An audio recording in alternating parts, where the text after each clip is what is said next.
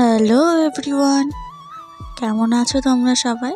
কালকে যেহেতু ফলহারিণী অমাবস্যা ছিল, তাই আমি আর মা মিলে পুজো দিতে চলে গেছিলাম শান্তিপুরের জাগ্রত মা সিদ্ধেশ্বরী তলায়। সেই মায়ের নাম সিদ্ধেশ্বরী। গিয়ে তো দেখলাম প্রচণ্ড ভিড় হয়েছে।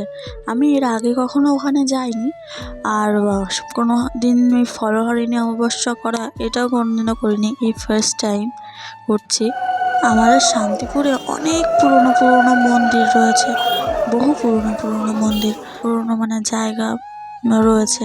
আমি ফোনে দেখেছি, আর কয়েকটা জায়গায় নিজের চোখেও দেখেছি।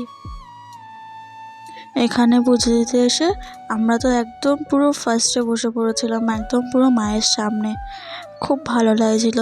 তারপরে ওখান থেকে পুজো দিয়ে এসে ওখানে পাশে একটা মন্দিরে শিবলিঙ্গ বসানো ছিল, তো বাবাকে একটু ফুল জল দিয়ে বেরিয়ে পড়লাম। বেরিয়ে নিয়ে আবার অন্য রাস্তা দিয়ে বাবা নিয়ে আসছিলো। এই যে এখানে এটা আবার রাধাকৃষ্ণ মন্দির। আমার তো যেতে খুব ইচ্ছা করছিল, কিন্তু সন্ধ্যাবেলা বড় ঠাকুরের মন্দিরে গেছিলাম।